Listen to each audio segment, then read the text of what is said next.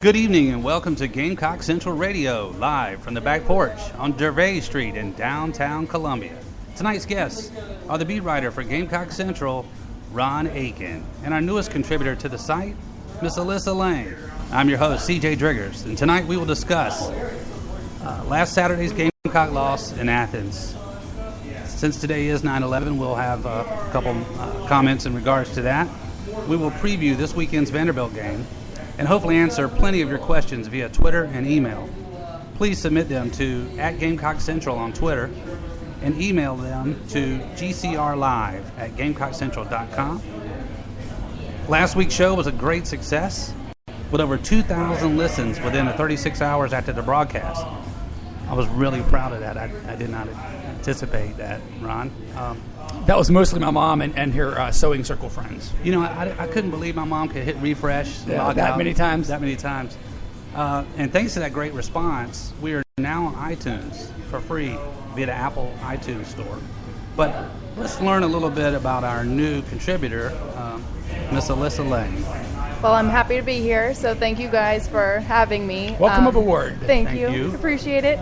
I'm a junior at USC. I produce the on-campus sports show, Capital City Sports, on campus, and I'm also an ESPNU Campus Connection reporter to give my short little credential spiel to start us out. Well, and you said your major was what? Broadcast journalism, minoring in sports management. And you also do some work for our friends and partners at WLTX. I do. I work with them, high school sports, and Gamecock Extra a little bit on Saturday nights. So. Well, I do want to say one thing, Alyssa, and you might not know this, but Ron and I have girlfriends, so it's not that we want to say that to you, but I feel compelled that they want us to. I will honor that. I will respect that. Don't worry. I don't think that's really going to be a problem. Well, let's go into... Speak for yourself. Well, I think I just did. Today is 9/11. Okay, we don't want to harp too much on this, but Ron, you got some comments? Well, I do. That was one of those days I was actually working at the state newspaper that Tuesday. Came in. I don't think I had much to do. My neighbor's stuff, back when they had a neighbor's section of the newspaper. People might remember what that was like when the newspaper was large. And came in, all that stuff was done. And just remember everybody in the newsroom focusing, like a lot of people did, around the televisions. Like most newsrooms that are of that size, you've got a number of of television outlets there to make sure that if anything breaks, you can watch it. And that was certainly the case then. And I remember the very odd feeling of us in sports, and it was also at that time a very large sports department. Probably had 15 people, just writers, at that time. And there was not much for us to do. And it was that way as the time went on afterwards, as things got canceled, games especially. It was a deal where you kind of felt powerless and just ineffective, and it was difficult because the news folks all had jobs to do, but there wasn't really much for us to do, and it was kind of a very humbling feeling. But it's a case where I'm very thankful, having been in that position, to kind of watch that unfold, and I saw a really outstanding group of journalists come together at that newspaper that day to get an afternoon edition out, to make that call, and to really bring all hands on deck. And I was proud of our newspaper that day. I'm happy to say that. They came together and put an excellent product out to respond to that as it happened. And it was tough being in the sports department. We didn't have much to do for a while after that. They canceled games for a while. People weren't flying. And then, obviously, the first time that a college football team did, that was the University of South Carolina and Lou Holtz, as they took that team to Mississippi State for that game. Yeah, well, my memories of that day is I have a regular full-time job, and I was there and when it happened, and we all were sucked into computer monitors watching it live, and had a huge effect on everyone, obviously. I just signed and bought my first house a couple days prior to that, and I thought, oh my God, I just signed my life away, and the world's going to end. It was kind of weird. I left work. I work on Bluff Road, and as I was heading to Lexington, where my home is, I about ran into somebody. I mean, I was just kind of in a fog, thinking about the ramifications of the day. One of the things when I bought the house, I didn't notice that it's in a flight path to the airport. And you get used to it, but there's planes would fly over. Well, it was real eerie after that because all the planes were grounded. And every night it was so quiet. And then when they finally lifted the air ban, I think the very first plane allowed to fly was the USC football team, who flew in the day of the game. Remember, they flew that morning, and then I remembered them flying over the house, and that was my first airplane. And I said, "Wow, that's the team. You know, it has to be them." And so that was my memory of that day. No, mine's probably a little bit different from your guys, but I didn't really understand what was happening probably until 5 years later. I was 8 years old, sitting in my third grade classroom. I remember my teacher walking in with a couple other teachers just crying at, 10 a.m., not knowing what was going on. My mom picked me up from school early that day. My dad was grounded in Philadelphia at the airport for about a week. He couldn't get home. I had family in New York. We couldn't get in contact with them. They weren't in the city, but no one really knew what was going on. I didn't know what was going on. My parents weren't going to tell me, something that terrible had happened. Well, how do you explain that to, I've got an 8-year-old exactly. who's in third grade. You can't explain that. Right. You don't want to explain it, really. Right. And I do remember, my brother's 4 years younger than me, and so, that's even worse. And I remember sitting there watching planes crashing into buildings, thinking it was a movie they were watching or something. And, yeah, it was tough. It was tough, but didn't understand what was happening until a little later. Let's go to a practice report from me. I will bring us the practice report that I was at earlier this evening. Steve Spurrier and some select offensive coaches today met with the media. Steve Spurrier really didn't have much to say. Every once in a while, you never know when he's going to show up and talk. He just kind of gets a wild hair every once in a while, and he'll drive his little fancy decked-out golf cart over. Hey, anybody got any questions? He is misunderstood. Yeah. I think he is. A lot of people say, what's he like? I think he's misunderstood a lot in that regard. Yeah, and so he wanted to talk. He's like, what's going on, guys? Sometimes I think he just wants to just talk to somebody, and he just came over, didn't really have much to say, except for, again, encouraging fans to show up. And he was very proud to bring up the fact of, the USC's home streak is strong. That's been a big part of their success over the past few years, is their ability to win games at Williams-Brice. So he was very encouraging of fans to come out and continue to provide that support. I think he mentioned that South Carolina and Georgia were tied for the most home wins, except Georgia went ahead with this past weekend's win. And then, he, as you also know, he loves to bring up little trivia points and just ask the media, quiz them if they know something. And he was just tickled to death that the last two times in Athens, Georgia had scored 42 and 41 points, I believe. And the last two times in Columbia, Georgia had scored 7 and 6 points. And he just thought that was neat. He's like, you ask the State's Josh Kendall's like, all right, Josh, what do you think the reason for that is? You play better defense at home? Yeah, I guess that's right. And that was it. So that was Steve Spurrier, what he brought to the table for this Wednesday night. We talked to Everett Sands, running backs coach. The news, I guess, there would be that in all likelihood, barring injury of some sort, freshman running back David Williams is likely headed for a redshirt season. They don't want to have to use him if they don't have to. A lot of fans are kind of hoping to get a look at him, four-star guy that they wanted to see, high expectations for him. But I think with the way that Mike Davis and Brandon Wilds have performed, there's really no need to put him in any kind of jeopardy, barring, again, injury. And we talked to Sean Elliott. He had nothing but praise for Clayton Stadnick in the backup role for the injured Cody Waldrop, who saw a specialist, as we learned, and it was nothing serious, so he's going to heal normally for that. But he was very proud of what Stadnick did, said that he played as scared as a house cat in a room full of rocking chairs, but that's how he wanted him to play. And so really not much else kind of coming out of the practice besides those things. I'm looking over at your notepad over there. How do you read that? It's special like writing only I can decode. That's how I keep all my scoops safe. But no, and Victor Insider information in hieroglyphics. And Victor Hampton did not practice again for the second straight day as they continue to take a look at him. So he'll be kind of doubtful maybe for the weekend, maybe a similar role where he comes off the bench. Any injury updates? Any new? That's really the only one, and that it's not as bad as it could have been for Cody Waldrop, which is good. I think you might have been a doctor in your prior life. Look at that scratch. It's really impressive that he can. I've got it down to a that. science. Only I can read it. That way, if you're looking over my shoulder and trying to cheat off my notes, no luck for you. I would not have sat next to you in high school. Yeah. That's for sure. I would have learned real quick on the first day. And actually, the funny part was I wrote that so that I could read it legibly for that. Well, that really cleaned it up. Wow. Ron legibly. Well, see, that's the thing when you're as a journalist, always felt as if I can cover anything if you give me a pen and paper. I can cover any event. I can take notes. I can get quotes. There's nothing I can't go cover that's news with just a pen and paper is all I need. And so you learn how to write very quickly, not necessarily shorthand, the traditional version that was taught, but you develop your own shorthand for that kind of stuff. And so, you just you learn how to do it. Well, we want to remind everybody again to please submit questions via Twitter at Gamecock Central, and you can email them as well at GCRlive@GamecockCentral.com. This show is for you guys out there listening, and we appreciate your time here, but send us some questions. We'll do the best we can in regards to that. Now, let's talk a little bit about the Georgia game. Certainly our predictions didn't turn out as... about as wrong as you can be.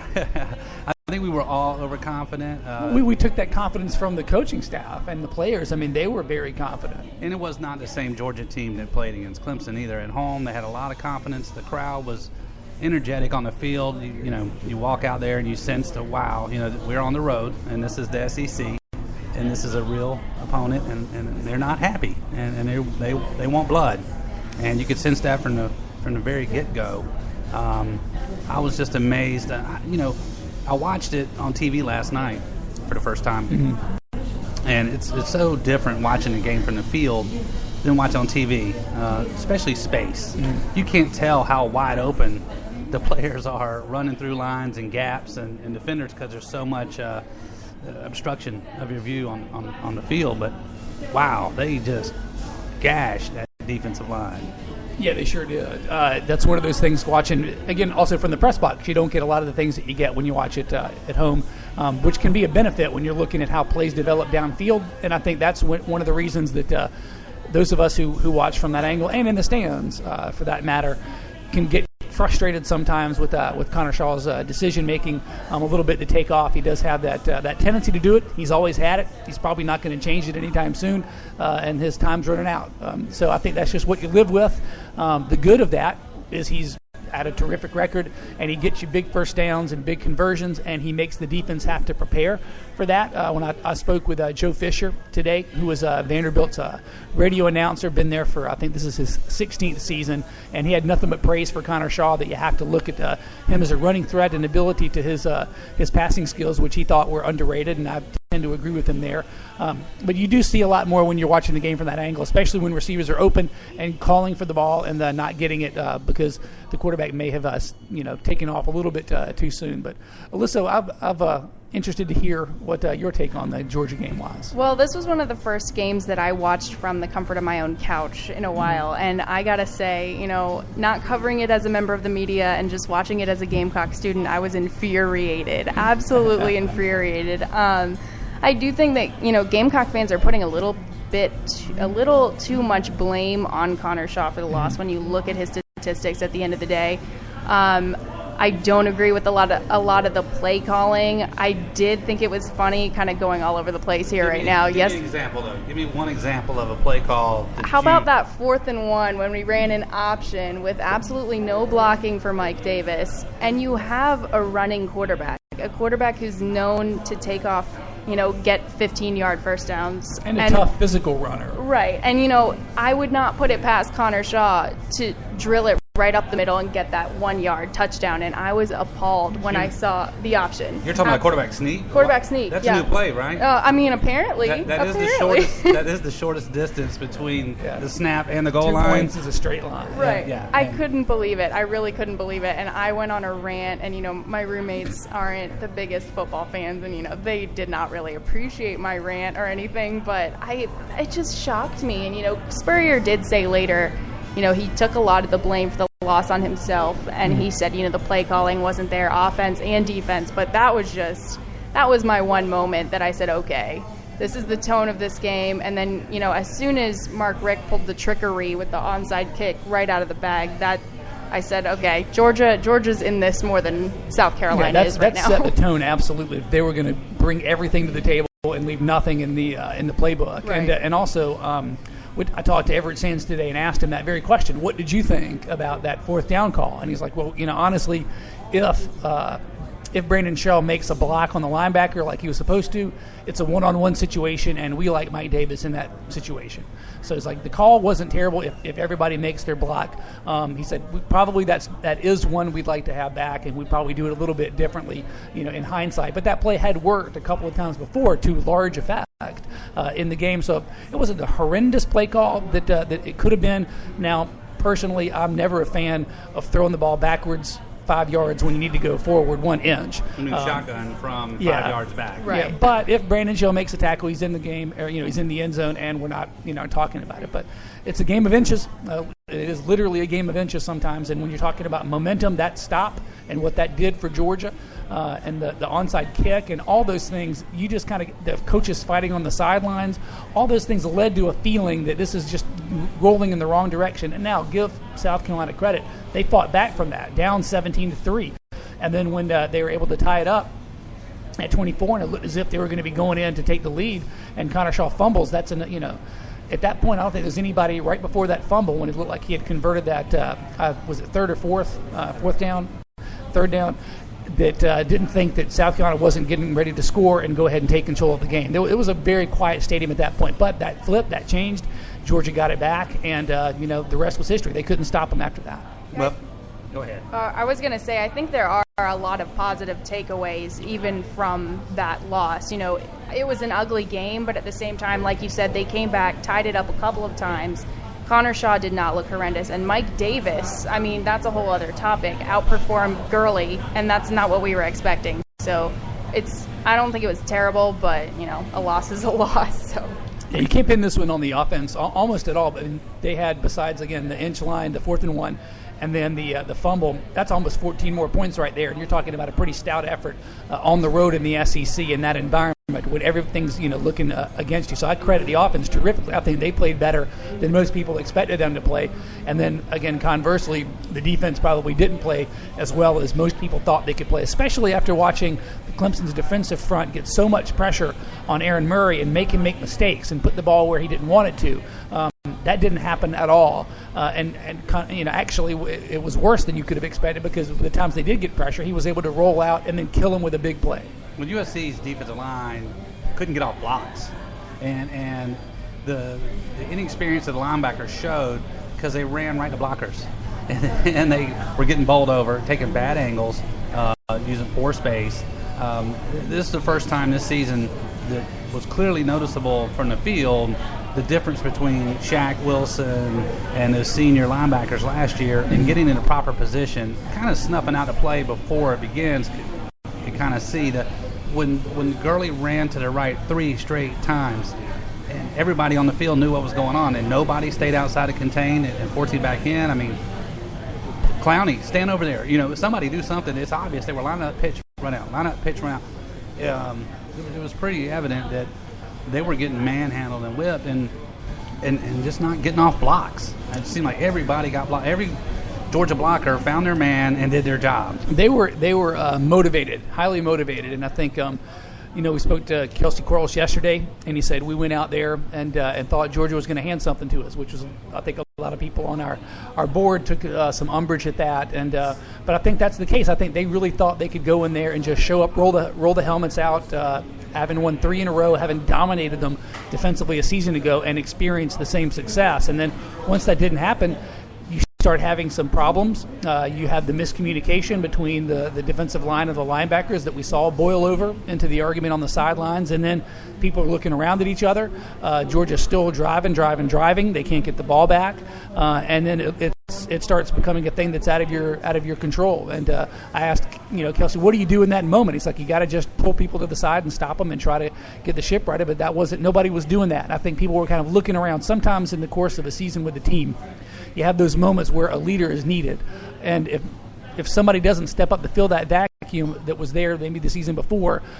Somebody else that maybe wasn't expected to do it has to. And I think they'll find one or two of those guys, and maybe some of those guys that were waiting for someone else to do it and see it not being done will do it. But I'll give them the benefit of the doubt because it's only game 2, and this was the first time they've been in that kind of a situation in the Fire. Every team has to develop their own chemistry and own identity, and I think they'll build that. And Spurrier was saying yesterday, there's several young guys out there, so they can only get better. And he said, as long as there's good coaching, they will get better. Like you said, a leader has to step up. There's watching that Georgia game, I didn't see the defense do anything to force turnover-wise, and that scares me because we don't have DJ Swearinger anymore. We don't have a guy in there trying to strip the ball, and we need someone like that. A lot of people are looking at Vic Hampton, but, he's been a little in and out for the past 2 games. I don't know what his deal is right now. I know he got on Twitter, and he said that the whole suspension thing was a rumor. Who'd be starting those rumors about my suspension? Right, and I was kind of like, well, Vic, your coach is. Your head coach. I don't know if that's a rumor, but your coach said it, so. He's not being a leader, that's for sure, and you can't count on him for leadership if he's not there. And the same thing happened to Kelsey Quarles, missing the first half of the first game of the opener because of an academic issue. Which I was confused about because that was after literally 2 days of school. So I don't know if it was a summer class maybe, but I said, but wait, we've been in school for 2 days. So maybe he forgot what day school started. And perhaps. Maybe he just didn't go at all. Maybe sometimes academic issues aren't academic issues. Right, I'll tell you what, well. there was some schooling going on in that field Saturday, and they didn't learn their lessons. Well, speaking of matchups in Georgia on the field, CJ, you told us last week about your run-in with the photographer. Yes. Now, what's volume 2? Yes, and I got an email in regards to that. It says, CJ, any run-ins with the aforementioned Georgia photographer at last week's game? So, yes, that actually happened. We were in the media room pregame, and I kept looking around, and I didn't see him. You didn't see those beady eyes? No, I was looking for him. Was he peeping? Trust me, I know what the guy looked like. Mm-hmm. So we're sitting there, and there's probably an hour before kickoff. That's about the time everybody, we've all been fed by then. We're anxious to get out there. So we get out on the field an hour beforehand. And right before I grab my gear to walk out, here he comes. Here comes Beady Eyes. And he walks straight toward me. So he's walking toward me. I said, that's the dude, man. That's the guy. I swear he wore the same blue T-shirt he wore 2 years ago. And he walks up and he looks at me, and I'm like, oh, crap, what now? And he doesn't say anything. He walks past me, turns around, looks at me again, and he walks by, and I go, he doesn't know me from Adam's House Cat, so he forgot, right? So I kind of laughed it off. I grab my gear, I go out in the game. The game goes on, I don't see him. And at critical point, the 4th and inches, right? Carolina does not get it. They get stuffed. And then there's the penalty for unsportsmanlike conduct, right? And piling on, I guess, afterwards. So he comes walking out of nowhere. Out of the corner of my eye, I see him. He's walking. He walks right up to me, stands beside me, and goes, hey, what just happened? And I was like, it's a penalty against Georgia. Well, who's got the ball? I said, I think Georgia still has the ball. He was like, oh, yeah, all right, And he still didn't recognize who I was. I just let it go. But I thought it was funny. On the inside, I was cracking. I was like, I can't wait for the show next Wednesday to tell part 2. But he's still beady-eyed. Yeah. And obviously with a very poor memory. Obviously a very poor memory. He looked a little hungover, actually. I gotta ask what the beef is with this guy because I have no idea. I'm coming into this cold. 2 years ago I got in his way. There was he threw and I got in his way, and he let it be known that he was not happy. He ruined a shot. He stepped in front of a shot when he was taking it. I know you can that appreciate struggle. it. Yes. I know that and for struggle. the rest of the game, this guy's like giving me the stink eye. The whole game. Well, when I shoot, I'm little, so they just run me over, which I don't appreciate. But now, Ron, did USC's soft coverage affect their ability to stop the run? That's a good question. I'm glad you asked that. I think in part yes, but also their ability to run the ball successfully made everybody kind of bite on those fakes, and they couldn't get off the blocks. One thing I think I haven't heard many people talk about was the effectiveness of Georgia's receivers blocking. They held their blocks as well as any team I've seen do that, and I was trying to pay a little bit of attention to that during the course of the game because so much of a running game success has to do with preventing those guys off the edge from coming in and just knocking the guy's feet out. And so that's one of those deals where almost to a man Georgia had hats on hats. They had their guys matched up, and they were allowed to let a runner like Todd Gurley, who was a stud, he's a first rounder, he's everything you think he's going to be. Especially when you get on the field, you see these guys in person, you realize what a challenge it is to try to bring somebody that's that big down when they're running at you very fast. And so I think that had a little something to do with it. I think, again, we heard from Grady Brown today.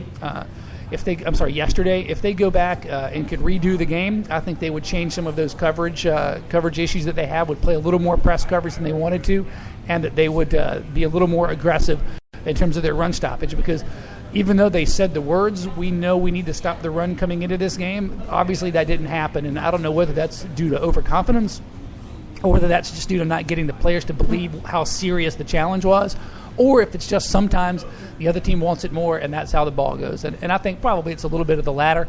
Not everything's off the table, though, after that loss. So much of it still is. This team could still win, 13 games if they play all the way through. And so all those things are still on the table to go achieve, and it's the coaching staff's job to make them realize that starting this Saturday, there's a very motivated Vanderbilt team that's been scoring a lot of points, that's won 3 straight games on the road in the SEC, and that is looking to put a feather in their cap for beating one of the top teams in the SEC East that they have not done yet. That's the next feather in their cap that they're looking for. And so they're going to be just as motivated as Georgia was to get a win. They're not afraid of a road environment. And I think that message will be communicated. Right. And like you said about Georgia, you got to hope that if you think that the guys came in thinking Georgia was going to hand it to them, you got to really hope that they don't look at Vanderbilt and say the same thing, because historically, winning record against Vanderbilt, but they've put up a pretty good fight. So you really got to hope that the guys get their mental stuff straightened out, and that they don't take Vanderbilt lightly. 7 o'clock, Williams-Brice, they do not want an upset here. No, and Vanderbilt's shown they can go in and take care of business. I mean, their road wins are impressive. I mean, they beat Missouri. They beat Kentucky on the road 40-0. That's better than South Carolina did last year there, and then they beat Ole Miss on the road last year. Of course, they lost to them in the season opener in a couple of weeks game. ago. Yeah, brutal loss to start the season out. But they rebounded and beat the snot out of Austin Peay. And so, they're going to be motivated. They're ready. They're a good physical team. They've got a good running game. They've got a quarterback transferred in from Wyoming. I have fond memories of. It looks as if he's going to be the real deal. Again, talking to Joe Fisher, their radio guy, they're very impressed with what they've seen from him. And now I'm looking at my paper to remember his name. You got anything on him, Alyssa? What's that cat's? I don't. What's that cat's name? Hey, well, how about this? Why don't we we're at the halftime. It's halftime, everyone, and we're going to take a little quick break, let you guys research that. I want to talk to our good buddy Ron again from the back porch and get him up here and give him a little hype time. Come on up here, Ron, and I want to say we really appreciate you guys embracing GamecockCentral.com and letting us come in. You mentioned last week you guys are huge Carolina fans. You support the university every way you can. You're right next door to, the Alumni Center? Or? We are, yeah. The Carolina Alumni Association is right behind us. They're actually building a new building down in the Vista, but I think they'll be there for a few more years, and we host a lot of events with them. Well, that's a natural fit because you're within walking distance, and you're located across the street from the Clarion Hotel on Gervais Street. It's a nice, cozy place. The weather's a little nicer this week, not quite as humid in here. You have a huge outdoor porch area, hence the name Back Porch. Absolutely. And you're known for some good food, too. Can you tell us about that? Yeah, we do a lot of, chicken tender, quesadillas, tacos, fish, and pulled pork as well. Like you said, we're located in the heart of the city, between 5 Points and the Vista, across from the Clarion Hotel. We're open Monday through Saturday and open for lunch on the weekdays. Like you said, we love for people to come up for the away games. We're huge Carolina fans, and we have a lot of people up here. It's a great atmosphere.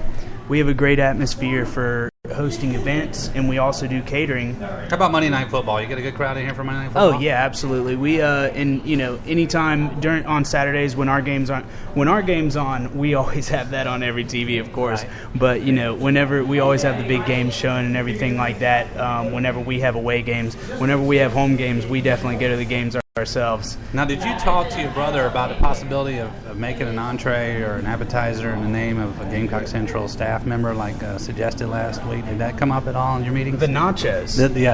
The Rod Bud. Don't want to mention his name. Actually, I rode with Rod Bud to the game, and I mentioned the suggestion of naming the super nachos with everything thrown on it. He actually giggled and laughed in excitement, like it really was really going to happen. So if this staff member ever comes in here, please just lie and make it for him and tell him it's named after him, because I got him. He sounds like sounds like pulled pork butt. Yeah. But anyway, we really appreciate you guys letting us have a corner of your establishment. Absolutely. And, we follow Gamecock Central as well, and we're glad y'all chose us to host y'all's radio show. You can follow us on Twitter at Backporch1616 and like us on Facebook by searching The Back Porch on Gervais for updates. Yeah, I noticed you got a good Facebook page and some mentions of Gamecock Central on there. And we're looking forward to continuing this season here with you guys here at the porch. And now we're going to kick back in the second half. Thanks, Ron. Absolutely. Hey, and you got something special for us this week towards the end of the show. Ron wants to submit the porch prediction. Yeah, the porch prediction. Okay, so that'll be a new feature each week, and this week will be the first installment of that.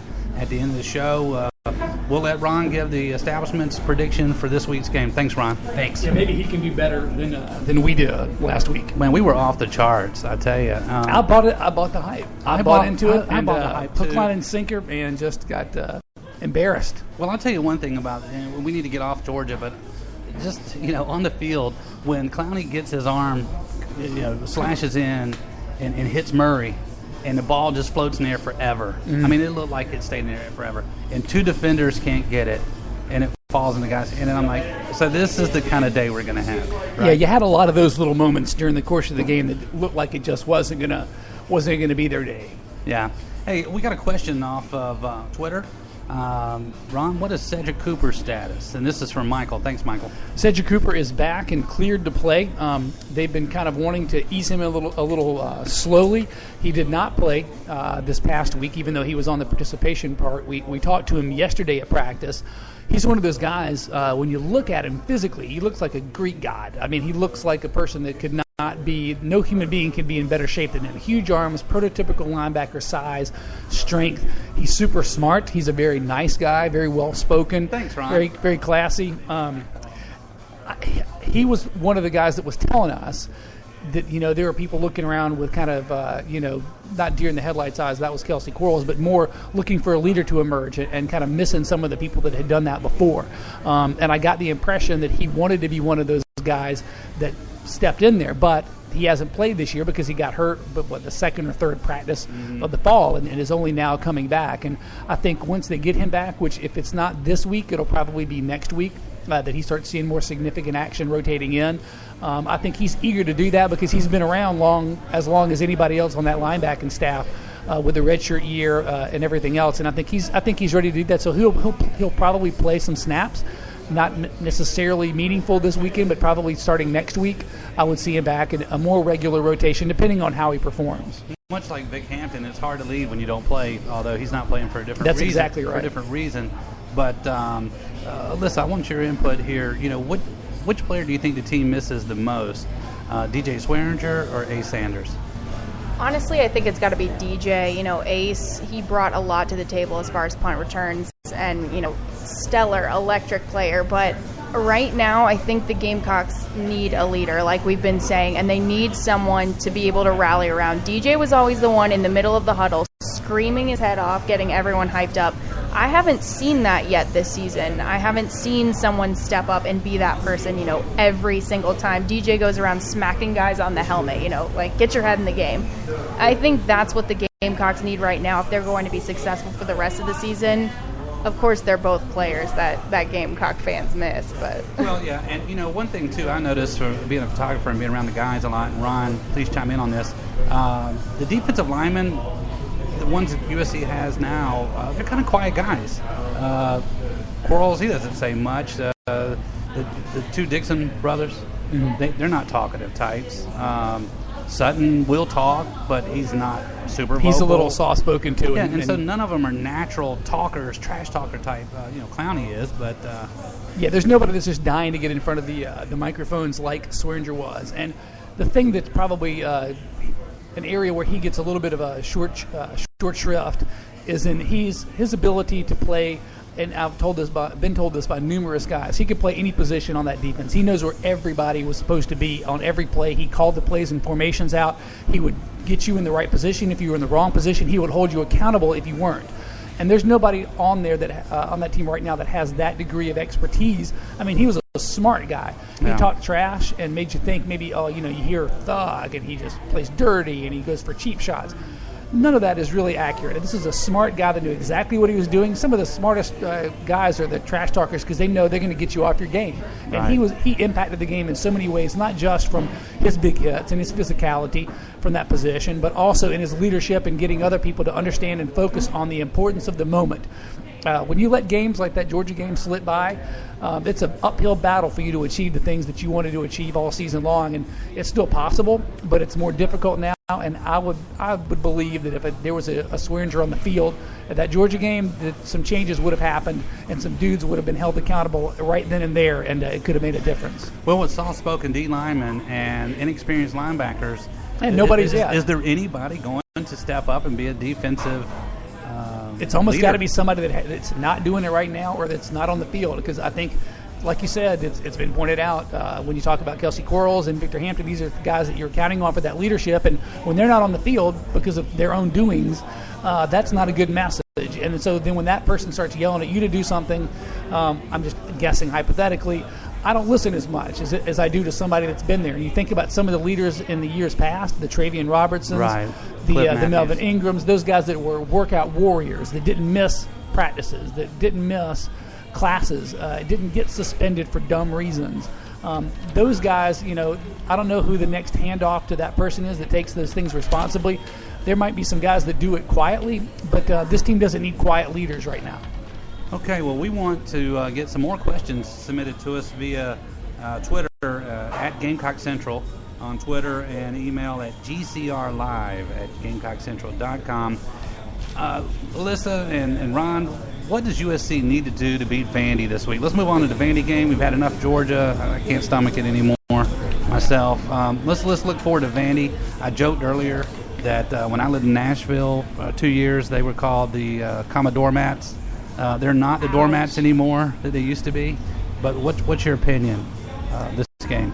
I know for me personally, I'm really going to be looking at the defense. After that Georgia game, the secondary was poor. The linebackers, I don't think they got off the bus, honestly, to walk onto the field. But I'm looking at the defense. I think after last week, offensive play calling is going to be a big thing to look at as well. But the offense performed last week, and I think Vandy, I haven't honestly looked into their defense that far, but I think they're going to be a defense that the Gamecocks will be able to score points on. Spurrier did mention yesterday that Vandy always makes it difficult on South Carolina to score points. I don't remember exactly what the score was last year, but it was not a high-scoring game, and Vandy kept it close.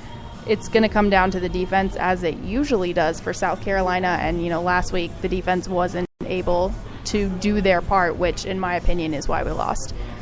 I'm looking at defense, I'm looking at secondary, and I'm looking to fill those holes that Georgia gashed open last week. What's your perspective there, Ron? What does USC need to do to beat Vandy? Well, I think Austin Carter Samuels was the quarterback's name that was escaping me there. I think lost in the shuffle of that Georgia game was, just like Alyssa was saying, was how good, how scrappy, how talented that South Carolina offense looked like it could be. We had a lot of question marks about who would replace Ace Sanders, and so obviously Nick Jones comes out and has a heck of a game, just catches some amazing balls. And then you look at what Mike Davis has surpassed everybody's expectations. I asked Steve Spurrier at his press conference if they were going to feature Mike Davis more or keep splitting the carries. He kind of dodged the issue a little bit, and then he said, well, we're trying to feature a lot of guys. I asked Everett Sands again today the exact same question. Are you going to now treat Mike Davis as the feature back with Wilds kind of backing him up? And he still didn't want to say that yet, but you kind of get the feeling. And when you look at what the guy's been able to do. He surprised everybody, maybe not himself, but those 2 75-yard runs in back-to-back games against good teams, that tells a story. And what he's been able to do is pretty remarkable. We literally haven't seen that in the Marcus Lattimore era. We did not see a running back able to do that. So if you can put a running game together with him doing that, and then somebody as good as Brandon Wilds, that's a heck of a tandem. That becomes a strength when before it was a question mark. And then you let guys like Nick Jones emerge, and then you allow Bruce Ellington, who still, we know he was the one proven commodity kind of coming back in terms of making some big plays. He had some key drops against Georgia. I know he's looking to rebound. But now you're looking at a wide receiving core that suddenly isn't as bad as you thought, and that's not even mentioning Shaq Rowland, who came in. On the team. Is Shamir Jeffrey even on the team? Yeah, I think he is, and he looked good in warm-ups when I was watching. I look good in warm-ups, like Adidas warm-ups. Yeah. But go ahead. But yeah, and so I think all of a sudden we're seeing an offense that looks pretty good, and so I like everything that I saw from this offense on the road at Georgia, and so I think keep that train rolling along the tracks, eliminate the mistakes, and then we know on defense what needs to happen, and they just need to get right themselves. They need to get their coaching signals together. They need to everybody get on the same page. You don't need to have squabbles on the sidelines. You don't need to have missed assignments between linebackers and defensive linemen. You need to have defensive linemen who have been there long, take accountability for the other guys, and I think all those things are capable of happening this Saturday. But again, don't overlook Vanderbilt. They're a scrappy team. They gave South Carolina all they could handle. That was one of the more physical defenses that I saw last season. They hit. They are eager to play this game, so they're going to come in ready. If South Carolina thinks they can just get a weak opponent and take it out on them, I don't think that's going to be the case. They might find themselves in a tight game late, as has happened the last few times they played. Yeah, well, Vandy's not intimidated by USC and has not been recently. Go ahead, Liz. Oh, no, you go ahead. No, I was going to say, you can tell them on the field that the mindset has changed within the Vandy program, and they feel like they can compete, not just compete, but win. They've had some success recently, and they're not going to come in expecting to be a homecoming queen. It's not homecoming, but they get invited to homecoming a lot. But, I have a feeling it won't be the same team that everybody saw in all white last Saturday. I know the players have come out and said they're mad and they're embarrassed, they're angry.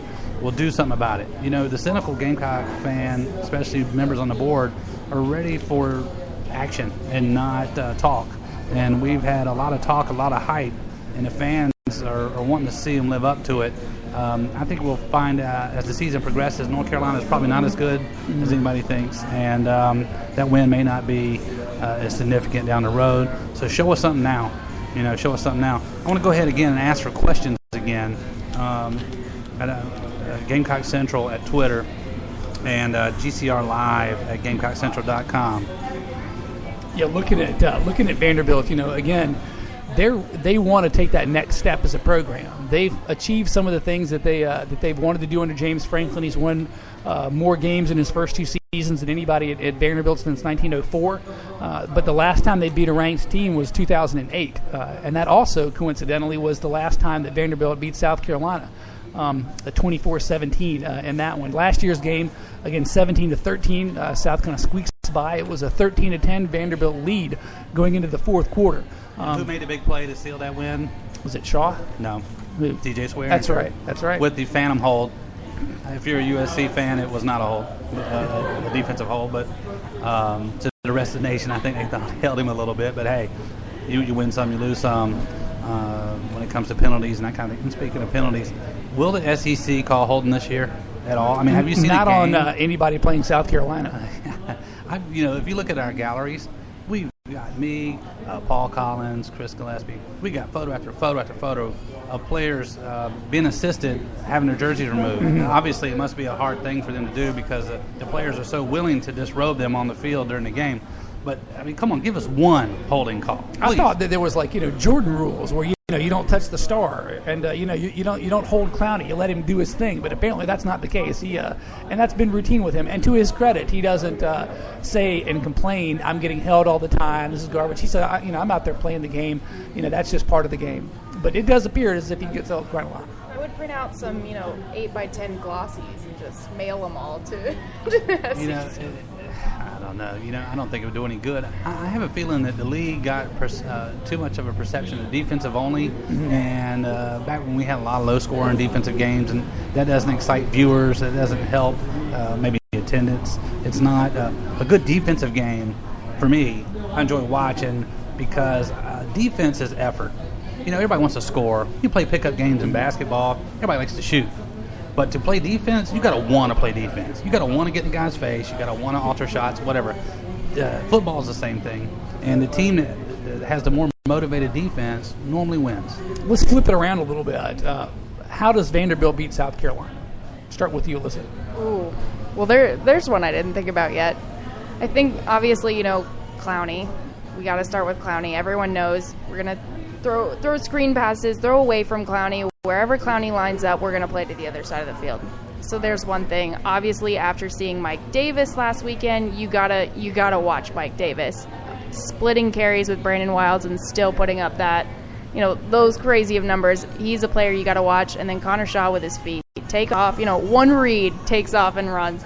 Connor Shaw will beat teams with his feet, and that's an obvious thing at this point. So, Vanderbilt's going to find those couple of players, and they're going to stick on them and come in with a cool head, too. I think Vanderbilt does have a little bit of an edge mentally. If I'm a Vanderbilt football player, I'm looking at this, and I'm looking at the huge win we had last week, and I'm saying, okay, this is a beaten-down South Carolina team. I want to come into Williams-Brice, and I want to upset the Gamecocks. And they're broken right now, and I'm going to come in with mental fire if I'm Vanderbilt. So I think all of those things that's going to play big into Vanderbilt's practice this week. What about you, CJ? Mental fire. And I know that was good. Mental fire. That's yeah. a female perspective. It sends shivers down my spine. I've encountered some mental fire. Yeah, I have too. From females. I'm trying to bring the female aspect to this organization now. We want that. There's plenty of testosterone to go around with the rest of us. What could Vandy do to beat USC? Keep the offense off the field. Have long, sustained drives. Demoralize the defense. Have the defense give up third and longs. Chew up the clock. Keep the ball out of Connor Shaw and the playmakers that USC has, and keep it close by playing defense to limit big play, bombs and long runs. And just drag the game out. Kind of like a boxing match. When those guys are overmatched, they just want to hang around, bob and weave and take the punches, but just hang around and maybe get that one haymaker, keep the game close, and maybe get a bomb themselves or a long run or some big play like Georgia had to break the game open, and then throw Carolina out of kilter. That's really the only way I see that happening. It could happen, but... Like you said, keeping Carolina's offense off the field keeps the crowd quiet. And Saturday night, Williams-Brice, it gets loud in there. And, that's the 12th man. That's what Spurrier's been stressing yesterday. Today, you said, Ron, in practice, they want him out there screaming. And that makes a difference. It really does. I think, if you're Vanderbilt on defense, you're going to have a guy on Connor Shaw to make sure he doesn't kill you. I want to hit Connor Shaw hard, early. I want to rattle him. I want to get his feet happy so that he gives up on plays, and I want to have a guy, really everybody, all hands on deck, focused on Mike Davis. I want to make Connor Shaw sit in the pocket, and I want to make him try to beat us throwing the ball. I think there's an argument that can be made that if they can do that, they can get some 3-and-outs and get the ball back to their offense to generate some longer drives. And again, just like you said, if I'm a Vanderbilt offensive coordinator, I'm following the playbook that Georgia laid out there. I'm running some hurry up. I'm running away from Clowney. I'm going to make those other guys stop me until they can't. And I'm going to try to use some maybe tight end routes or maybe a wheel route out of the backfield. And I'm going to put a lot of pressure on those linebackers to get in the right spots and to play their assignments as much as I possibly can, because we saw what happens when they get out of sync and out of rhythm. You can put them on their heels. And just like anything, when it kind of goes wrong, if it starts happening again, there can always be that feeling to creep in, like, here we go again. And I think if I'm Vanderbilt, I want to find a way to push that play button for that song over again in the second defensive mindset. Now, that having been said, I'm not so sure that'll happen. But again, with turnovers here or there, that's always a game changer. It's hard; you can't predict when or those things are going to come, and so you hope to get a turnover or two and get maybe a special team score of some kind if you're Vanderbilt and keep it close. And darn if they haven't shown they can keep it close the last few years. And you did mention, rattling Connor Shaw, which last year they did. He came out of the game with a bruised right shoulder. If that were to happen again, and they rattled Connor Shaw last year and they kept it close. You said 17-13. This year, are you expecting to see Dylan Thompson out there at all? A lot of Gamecock fans cry Dylan Thompson as soon as Connor Shaw makes a mistake, which I did a little bit of a quarterback comparison a couple weeks ago, and they're both very similar. One, they like to say Connor Shaw is the runner and Dylan Thompson is the fun and gun guy. They're both great options. Do you think that we'll see both of them, or do you think Connor Shaw will play predominantly given a healthy game? I thought maybe we would see him some against Georgia, just because I thought they would try to throw some wrinkles to kind of throw off Georgia's defensive coaches. They didn't, which makes me think maybe in this game they'll stick with Shaw again. And it was hard to argue. Again, like you said, you can't put that loss on Connor Shaw at all. Right. And so I think they like what they've seen from him, and if it turns out to be a case where he does have to come out of the game for a little while, unlike last year at this time, I think people would be ecstatic, to see. It would be a very large segment of the fan base cheering to see Dylan come in, and while Connor's passing ability doesn't always get the credit he deserves because he throws some terrific balls against Georgia, one thing that Dylan does well is he's got a stronger arm. There's anybody that can watch a football leave a guy's hand can see that, but he also stays in that pocket for a very long time and gives those plays that Spurrier likes to get open downfield a chance to develop. And so he brings a different component to the offense, and if worst comes to worst, all he has to do is just turn around and hand off to Mike Davis. Right.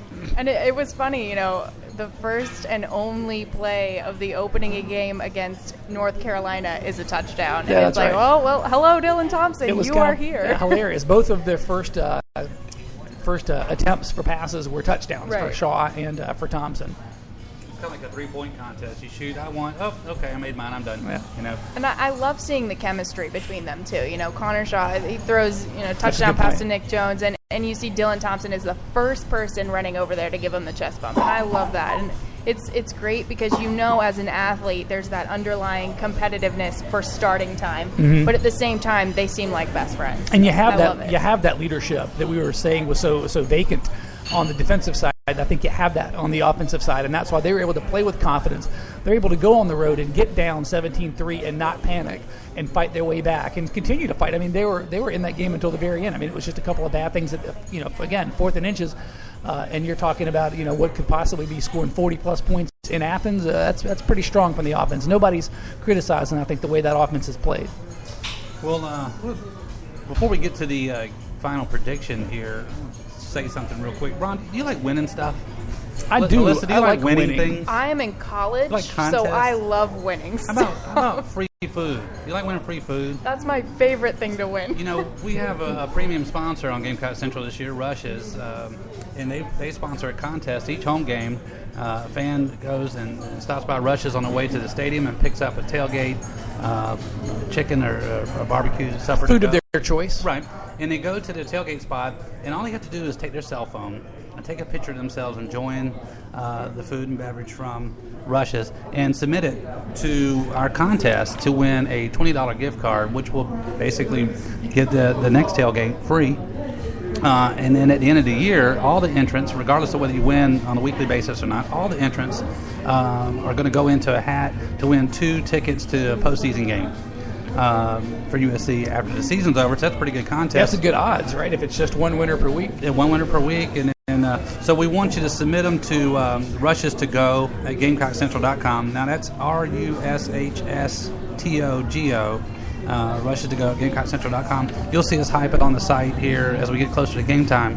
But we want people to take advantage of this contest. Hey, it's free food. Why not? Now let's get to the last 6-7 minutes of the show. It's time to go to predictions. Me introduce a guest. That's all right. So we want to do predictions here. We're getting some great producing here from Chris Wellbaum. Okay, my prediction for the game. USC 34-13. I think the defense will show up enough to, they're not going to get a shutout. They still got linebackers that are going to miss some tackles and whatnot. But I think it's going to be the home crowd will kick in, and they'll show enough offense to get a big lead, and then Spurrier will go vanilla. And that's what I think. I think yesterday or today on Gamecock Central TV, I gave the prediction of 27-21. I think Gamecocks taking the win. I think that Vanderbilt will come in, give them some grief, but I think the Gamecocks got to know what's at stake for them at this point. They'll end up pulling out the win. I give it to them, kind of close, but not as close as last year. I think I like the USC offense to score, even though Vanderbilt did a really good job last season of holding them to 17 points. That was a different offensive team, and that also was on the road. I think in a home environment, I like 35 points without really blinking twice at it, and I like the defense to stop Vanderbilt's offense, especially given the fact that they're highly motivated to do so. So maybe something like 35-9. Let's go with a crazy score. 3 field goals or a TD, missed PAT, and a field 3 goal? field goals. 3, really? Keep them out of the end zone. That's Jordan it. I think so. Matthews out of the end zone. Yes. Wow, okay. That receiver, that great receiver they have, will stay out of the end zone. That's your prediction. Yeah, it's going to be a big day for the field goal kicker. 35-9. Okay, well, we announced earlier that we are going to have the new section of the site here at the end, the porch prediction. Absolutely. So we got Ron here with the back porch, going to give the establishment's prediction for this week's game against Vanderbilt. The porch prediction this week, we're going to stay conservative since it's our first time. We're going to look out for the passing game. Shaq Rowland and Nick Jones have both shown flashes that they want to step up and play. Mike Davis is going to continue to be Mike Davis. That's been a very good sign for the first 2 games. And JD is going to have his first Clowney-worthy game as far as what the media expects from him, although if you follow Gamecock football, we all know he's been holding his own on his sideline. Coming off a loss and coming back to Williams-Brice, the homestand streak continues to 13 games as the Gamecocks prove they're a top 10 team with at least, like I said, we're going to be conservative, at least a 17-point victory against a solid Vanderbilt team. Wow. I like it. I like That was I like very it. Yeah. detailed. We need you on the show more I need often. to step up. Okay, I think I'm going to serve drinks now and let Ron take over. And it'll be the Ron Alyssa show. Okay, we're getting down to the very end here. Thanks, Ron. We appreciate that. Thank you, buddy. We got 4 minutes left to go. Just open up here. Here we go. Listen, it's your first show with us. I know you don't know us that well yet. Hopefully we will get to know everybody on the staff. We're pretty harmless. We're big talkers, but we're pretty harmless here. But what do you think about this week and your future? What's your with aspirations? Gamecock Central? Yeah. Well, I'm really excited to be working here with you guys, like I said earlier, and I really appreciate the opportunity to be let onto the staff. I really enjoy reporting, and I enjoy telling stories, football-related, sports-related, anything. I love asking questions and being really, nosy and getting into the nitty-gritty of things. So hopefully I'll be able to do a little bit of that for you guys for as long as you'll let me while I'm in Columbia. So, that's what I'm hoping to do, and I guess whatever else, some radio here and there. So. Now, listen, did you grow up a fan of South Carolina, or how? I actually did not, and I was very excited when I walked into the back porch and there's a Virginia Tech jersey up in the corner because I grew up a Virginia Tech fan, and I was going to say earlier that I'm looking forward to a defensive performance eventually this season from South Carolina because growing up a Virginia Tech fan, I'm used to some Bud Foster lunch pail defense. So, I grew up an ACC fan, and it was very interesting coming to SEC country. And I think my freshman year was the first year the Gamecocks had an 11-win season, and I didn't get why it was a big deal because every year, spoiled rotten. Exactly. And I was just like, well, what's the big deal? We go to Tech goes to the ACC championship bowl game every year, 11 wins every year. I don't get it. And then watching SEC, I got it. What brought you to South Carolina from there? I'm from Charlotte. I grew up in Charlotte, and I was looking for a good broadcasting school, and they say don't choose a school based off a football team, but I feel like for sports broadcasting it might be a good idea. So South Carolina was just the perfect fit. Yeah, that's it. I mean, to have the opportunity to cover Steve Spurrier is exactly is good. You can't turn that down. I mean, the run of coaches between him and Lou Holtz that the media here has had the opportunity to cover is pretty special. Right, and I think my first semester here, I had a class with Clowney, and he sat right next to me, and it was an interesting experience to be covering games, and then Monday morning sitting in class with Jadeveon Clowney, who was just on Sports Center. Did he ask questions and take good notes? He's a great student. He was a star student for sure. Hey, real quick, we got like 1 minute left, and there's another big game this Saturday. Johnny football goes against Alabama. Money football. Real quick, what's your prediction, Ron? I like Alabama, especially with the motivation to real quick, Ron, to wrap it up. Oh, that was quick. Okay, I take Alabama. No question. Two TDs. Maybe. I think Alabama's going to put the crush on Johnny Football, and it might end his Heisman repeat right here this weekend. Well, we want to thank everybody for listening, and we'll be back next week to rehash the Vandy game. Everybody have a great rest of the week, and look forward to seeing you at the stadium on Saturday. Take care, everybody. Thank you so much.